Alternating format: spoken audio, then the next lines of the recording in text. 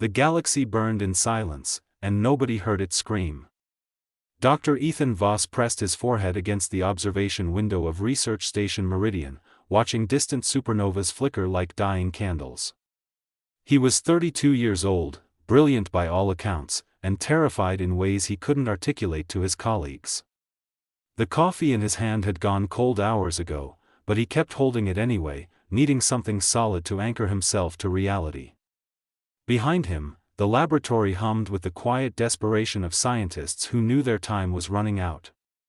Holographic displays floated in the air, each one showing another human colony going dark. New Beijing. Europa Prime. The Kepler settlements. One by one, humanity's lights were being extinguished across the stars.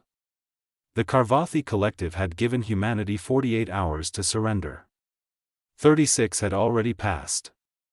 Ethan had never imagined first contact would feel like a funeral announcement. The Karvathi were ancient, powerful, and utterly convinced of their moral superiority. They didn't conquer through violence but through something far more insidious, an offer they called the Great Mercy. Submit to their rule, abandon all weapons research, accept permanent technological limitation, and in return, humanity would be protected, preserved, studied like insects in amber while the real civilizations shaped the future of the galaxy. Director Tomás Reyes sat at the central console, his weathered hands moving across controls with practiced efficiency. He was 67, with silver hair and eyes that had seen too many wars. He had been building weapons for humanity since before Ethan was born, and the weight of all those years showed in every line on his face. Any word from the Defense Coalition? Ethan asked, though he already knew the answer. They're preparing the surrender documents, Tomás replied without looking up. President Okafor will sign them in 11 hours. The words hung in the air like a death sentence. Across the lab, Dr. Yuki Tanaka worked at her station with the focused intensity of someone trying to solve an impossible equation. She was brilliant, perhaps more so than Ethan, though she'd never say it. Her specialty was quantum field manipulation, and for the past 3 weeks, she had barely slept. Dark circles shadowed her eyes, and her usually neat black hair was pulled into a messy knot. There has to be something, she muttered, pulling up another simulation. Some weapon, some defense, some trick they haven't seen before. They've seen everything, said Lieutenant James Park from his position by the security console. He was their military liaison, a special forces operative assigned to protect the research station. Young, capable, and realistic to a fault. The Karvathi have conquered 217 species. They've catalogued every weapon type in the known galaxy. They don't make threats they can't back up. Then we make something they haven't catalogued, Yuki insisted. With what? James gestured at the displays showing their arsenal. Rail guns? Fusion missiles? Quantum disruptors? Every weapon we have is a primitive version of something they've already countered. We're children throwing rocks at tanks. Ethan turned away from the window, something stirring in the back of his mind. A memory, fragments of a conversation from his graduate school days. His mentor, the eccentric Dr. Helena Vance, had once told him about a project so dangerous that the research had been buried, classified beyond classified, hidden in archives that most people didn't know existed. What if we're thinking about this wrong? Ethan said slowly. Everyone turned to look at him. The Karvathi have seen every weapon, he continued, his thoughts gaining momentum. Every conventional approach to warfare. Every logical military strategy. They've conquered hundreds of species by understanding and countering rational tactics. Your point? Tomás asked. What if we don't use rational tactics? Yuki's eyes widened slightly. The Paradox Archives. Tomás went very still. Those files are sealed for a reason. What are the Paradox Archives? James asked. Ethan moved to a secure terminal, his fingers dancing across the haptic interface. About 80 years ago, there was a Black Ops research division that explored unconventional weapons theory. Not bigger guns or faster ships, but concepts that challenged the fundamental assumptions of warfare itself. They were shut down, Tomas said quietly, because their research was deemed too unpredictable. Too dangerous. To everyone, Ethan agreed. Including us. He pulled up a file, heavily encrypted, marked with warnings in 6 languages. The header read, Project Chimera. Weapons Research Division 7. Status, permanently discontinued. This is insane, James said, reading over Ethan's shoulder. They wanted to build weapons that couldn't be controlled. Autonomous systems that evolved beyond their programming. Devices that rewrote the laws of physics in localized space. They wanted to build weapons that couldn't be predicted, Yuki corrected, leaning in close. Weapons that don't follow logical rules because they're fundamentally irrational. Which is why the project was buried. Tomas stood up from his console, his face grave. The simulations showed a 73% chance of unintended catastrophic consequences. They couldn't guarantee the weapons would only target enemies. Can you guarantee we'll survive the Carvathi without them? Ethan challenged. The question echoed in the sudden silence of the lab. On the main display, another colony beacon went dark. Titan Station, home to 3 million souls, had just stopped transmitting. The Carvathi were demonstrating their power, showing humanity what resistance would cost them. Tomas closed his eyes, and for a long moment, he looked every year of his age. When he opened them again, something had changed. The resignation was gone, replaced by a dangerous kind of determination. If we do this, he said softly, there's no going back. The Chimera protocols were designed to be irreversible. Once we activate them, we won't be able to shut them down. Then we make sure they work, Ethan said. Yuki was already pulling up the archived research, her fingers flying across multiple displays. The core concept was something called synthesis warfare. Instead of designing weapons to destroy the enemy, they designed systems that would adapt and evolve specifically to counter whatever threat they faced. Self-replicating? James asked, his military training kicking in. That's prohibited under about 40 different treaties. All of which become meaningless if we're extinct, Ethan replied. Tomas moved to the central console and placed his hand on a biometric scanner. Authorization Reyes 9 Theta. I'm opening the Paradox archives. God help us all. The lights in the laboratory shifted to emergency red as layers of security protocols disengaged. New files flooded onto their displays, decades of forbidden research suddenly laid bare. And in those files, buried beneath warnings and dire predictions, they found their answer. It wasn't a weapon in any traditional sense. It was something else entirely. Something that the ancient researchers had called both humanity's salvation and its damnation in the same breath. Ethan stared at the schematics and felt his hands begin to shake. Can we build this? He whispered. Yuki ran calculations, her eyes widening with each result. Yes. The station has everything we need. How long? 8 hours. Maybe 9. We have 11 before the surrender, James noted. Tomas looked at each of them in turn. If we fail, the Carvathi will make examples of us. If we succeed, we might save humanity. Or we might doom it in ways we can't imagine. Either way, after tonight, nothing will ever be the same. Ethan thought of the colonies going dark. He thought of humanity in chains, preserved and protected and utterly powerless. He thought of all the species that had accepted the great mercy and slowly faded into irrelevance. Let's get to work, he said. Outside the observation window, the stars continued their ancient dance, unaware that in one small laboratory, for humans were about to gamble with the fate of the galaxy. The Carvathi fleet hung in high orbit around Earth, massive and patient, confident in their inevitable victory. They had seen every weapon the universe had to offer. They had never seen what desperation could create. The countdown had begun, and somewhere in the darkness between stars, something old and hungry stirred at the promise of chaos about to be born. The fabrication chamber glowed with an eerie purple light that made everyone's skin look bruised and sickly. Ethan watched through reinforced glass as the quantum assemblers worked, building something that shouldn't exist, constructing a nightmare from pure mathematics and desperation. Containment field holding at 98%, Yuki announced, her voice tight with concentration.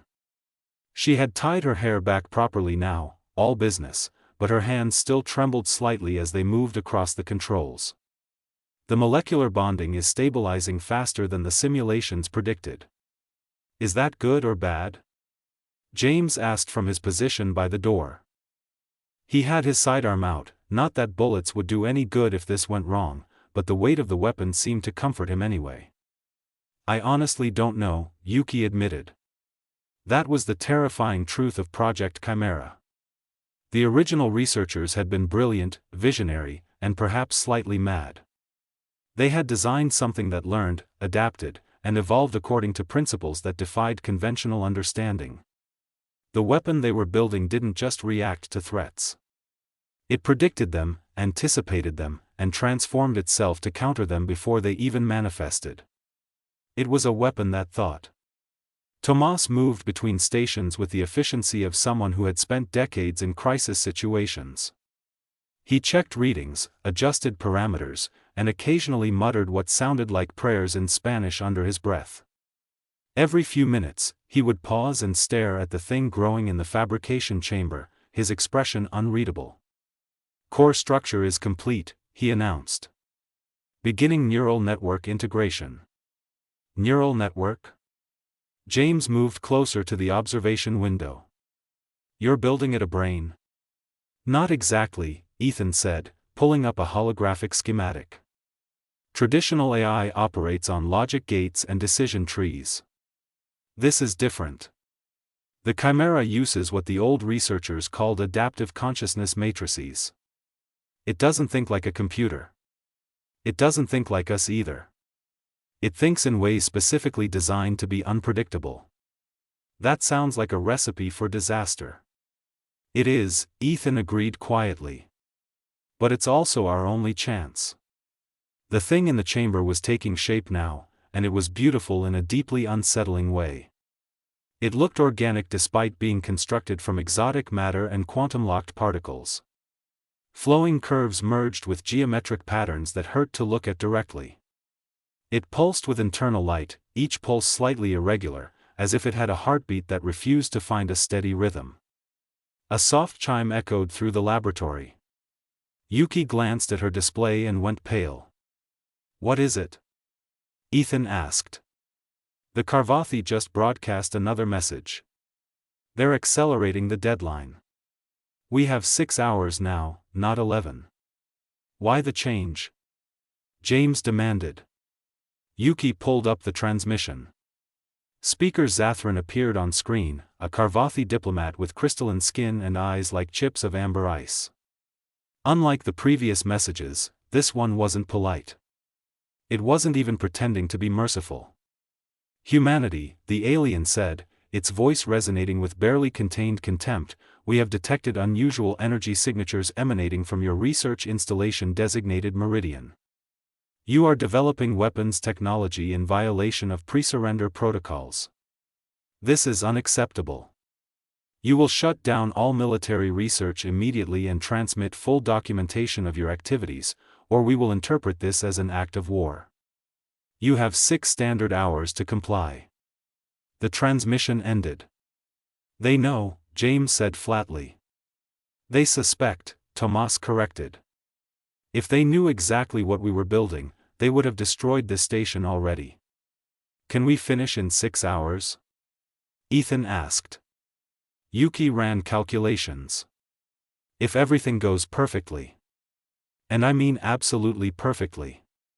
No mistakes, no delays, no unexpected complications. When has anything ever gone perfectly? James muttered. As if in answer, alarms suddenly shrieked through the laboratory. Red emergency lights strobed across every surface.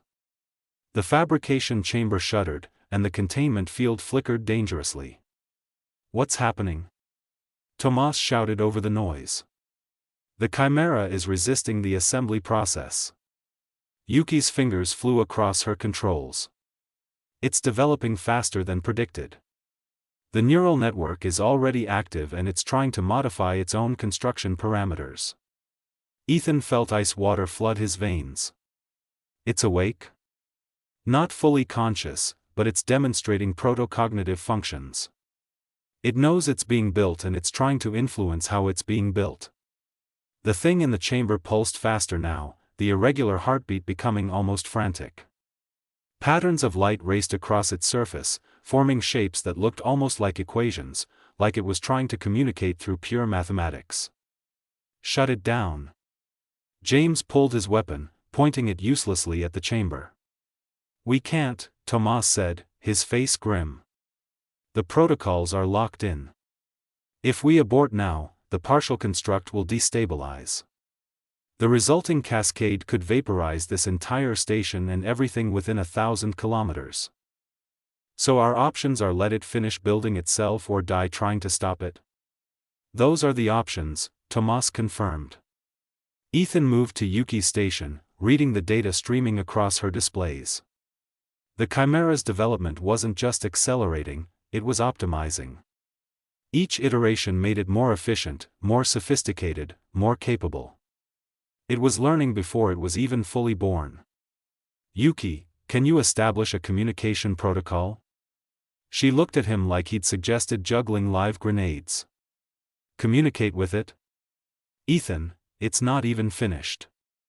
It doesn't have language centers yet. It's expressing itself mathematically. You're a quantum physicist. Mathematics is your language. Understanding dawned in her eyes. She pulled up a new interface and began constructing equations, building a bridge between human thought and whatever the Chimera was becoming. Her fingers moved with desperate precision, translating intent into numbers, hopes into theorems.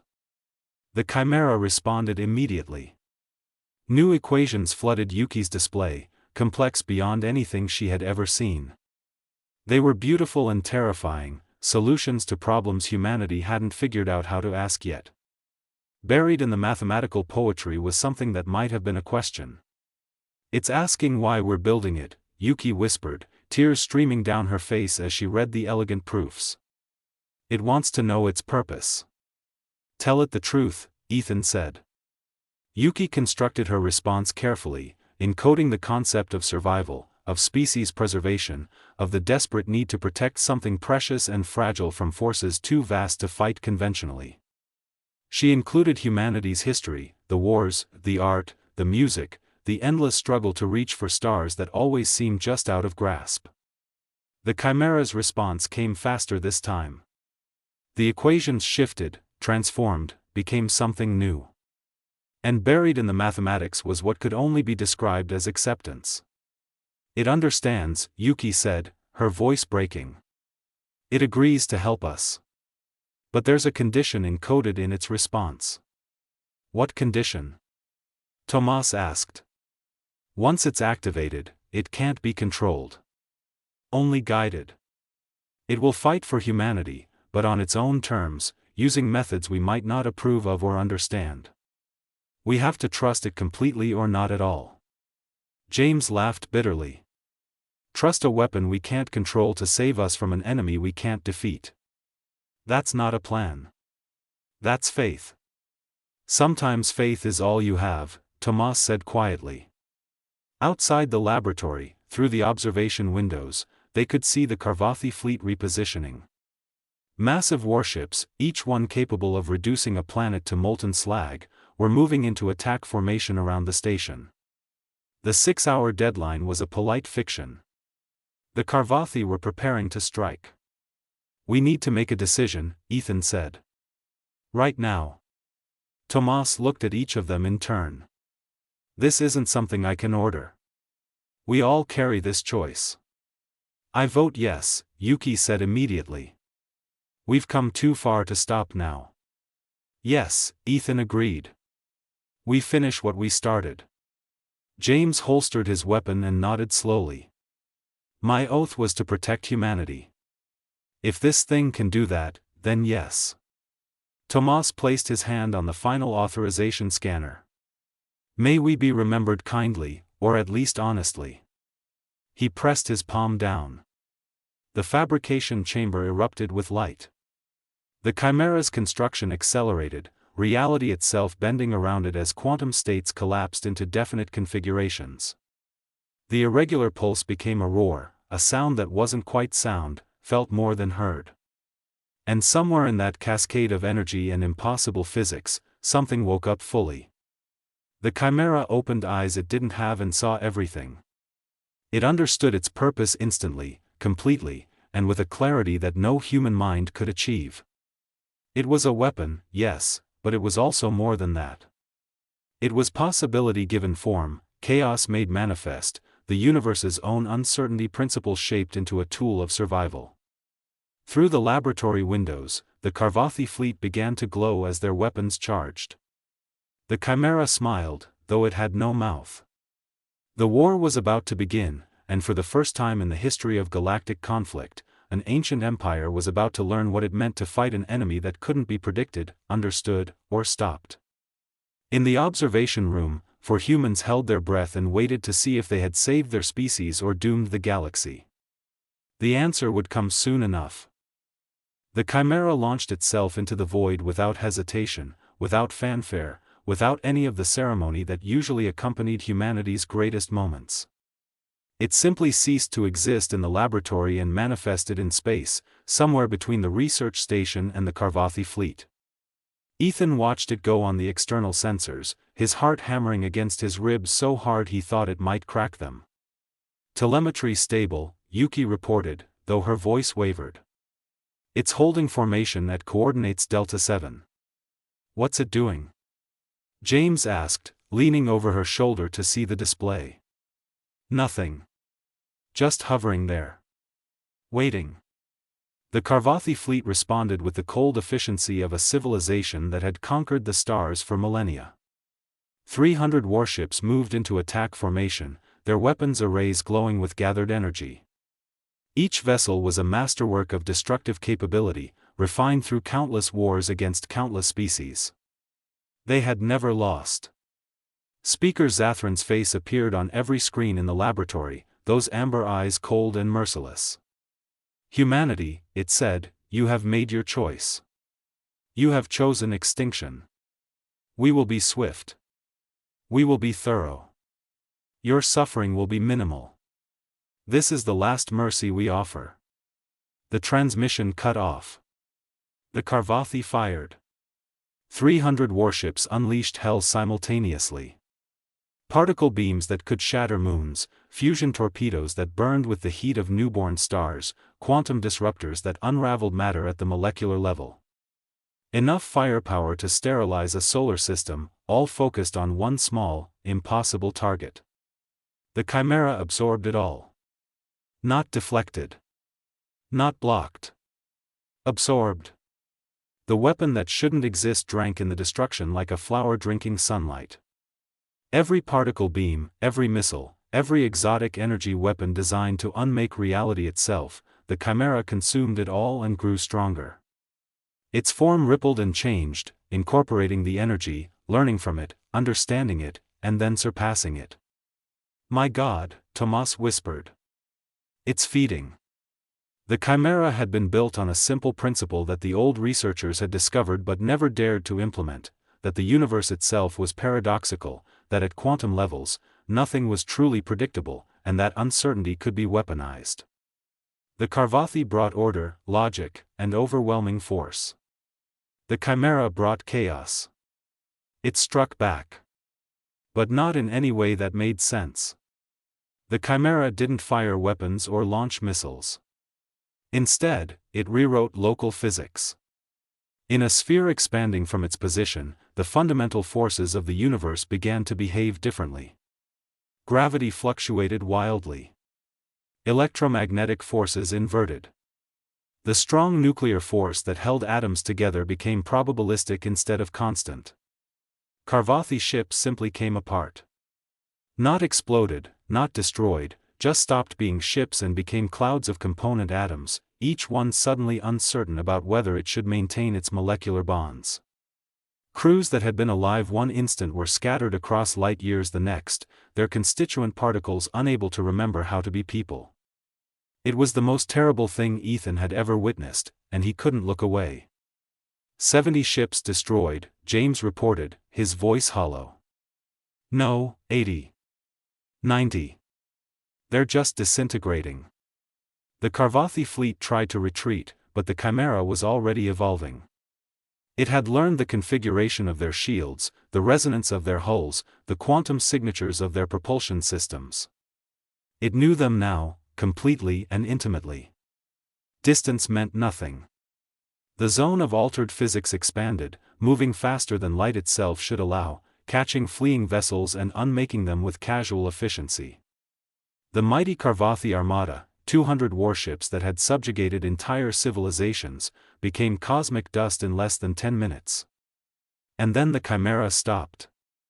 It hung in space, pulsing with that irregular heartbeat rhythm, surrounded by an expanding cloud of particles that had once been the pride of an empire.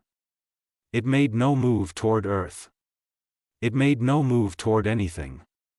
It simply existed, waiting. Why did it stop? James asked. Yuki was staring at her displays, reading equations that the Chimera was broadcasting. It's asking for confirmation. It wants to know if the threat is neutralized or if it should continue. Continue to what? Ethan felt something cold settling in his stomach. To the Karvathi homeworld. To their colonies. To every installation, every outpost, every ship in their fleet across the galaxy. Yuki looked up, her face pale. It's asking permission to commit genocide. The laboratory fell silent except for the hum of machines and the distant crackle of dispersing energy from the battle. Tomas moved to the communications array, his movements slow, as if he were suddenly much older than his years. If we say yes, he began quietly, the Karvathi cease to exist. 217 species lose their overlords, but millions, maybe billions of Karvathi civilians die. People who never voted for this war, who never threatened us, who are just living their lives. And if we say no? James countered. The Karvathi regroup. They bring their full military might. They show the galaxy that attacking them has consequences. Every species they control sees what happened here and decides submission is better than annihilation. We built it to save humanity, Yuki said softly. Not to become monsters. Ethan closed his eyes and saw his daughter's face. Emma was 6 years old, living in the colonial settlement on Proxima. She loved drawing pictures of stars and asked questions that made him laugh even on the darkest days. If the Karvathi came back, if they decided to make examples instead of offering mercy, Emma would never get to grow up, never get to see the universe she was so curious about. But he also thought about the Karvathi children, if they had children, who might be asking their own questions right now, looking up at their own stars and dreaming their own dreams. People who didn't deserve to die for their leader's arrogance. There has to be another way, he said, opening his eyes. What way? James demanded. We don't get to negotiate from weakness. Right now, we have power. We have a weapon that terrifies them. That's the only language empires understand. No. Ethan moved to the communications console, his mind racing. Empires understand power, yes. But they also understand change. Yuki, can you help me construct a message to the Chimera? What kind of message? One that redefines victory. They worked together, building equations that expressed not destruction but transformation. The Chimera had been created to adapt, to evolve, to solve problems in unpredictable ways. They gave it a new problem: how to neutralize the Karvathi threat without extinction. How to protect humanity without becoming the very thing they feared. The Chimera received the message and went still. For 3 long minutes, it processed the new parameters, running through possibilities that span probability matrices no human could calculate. It was considering options that didn't exist yet, futures that were still being decided. Then it responded, and the equations it sent back were breathtaking in their elegance. "It has a solution," Yuki breathed. "Oh my God, it actually has a solution." The Chimera moved again, but this time it didn't attack. It broadcast, sending a message across every quantum communication channel the Karvathi possessed. The message was simple, delivered in mathematics that transcended language. "The age of the Karvathi collective is over. Your weapons are obsolete. Your tactics are understood. Your empire is vulnerable to forces you cannot predict or control. But you can choose to change. Abandon your hegemony. Free the species you have subjugated. Become partners instead of masters. Or face an enemy that exists beyond your comprehension, that cannot be fought, cannot be negotiated with, cannot be escaped. This is not a threat. This is reality offering you a choice. You have one standard cycle to decide."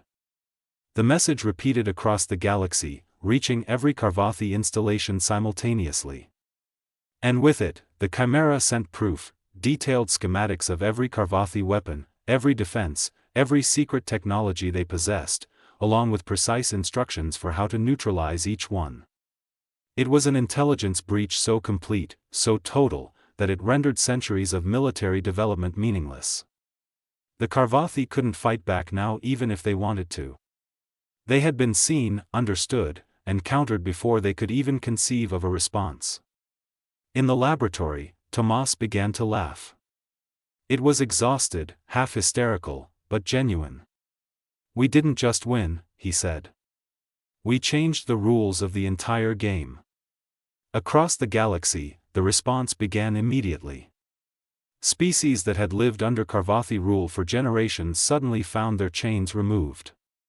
The Karvathi military command, faced with total strategic vulnerability, had no choice but to recall their fleets, to abandon their occupied worlds, to retreat to their home systems and contemplate a future where they were no longer invincible.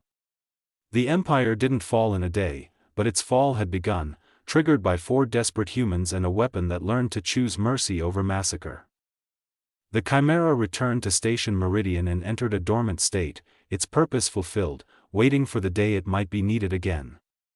Ethan stood at the observation window and watched it hover there, a silent guardian made of chaos and possibility. "What do we do with it now?" James asked. "We remember what it taught us," Ethan replied. "That the most powerful weapon isn't the one that destroys everything.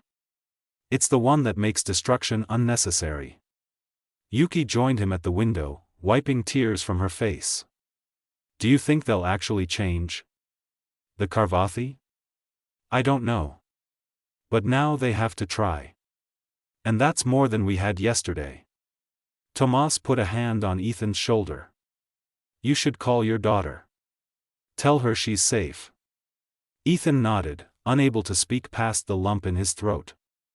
He pulled out his communicator and made the call, and when Emma's face appeared on the screen, bright and curious and wonderfully, impossibly alive, he finally let himself cry. Humanity had survived. Not by becoming monsters. Not by sacrificing their values.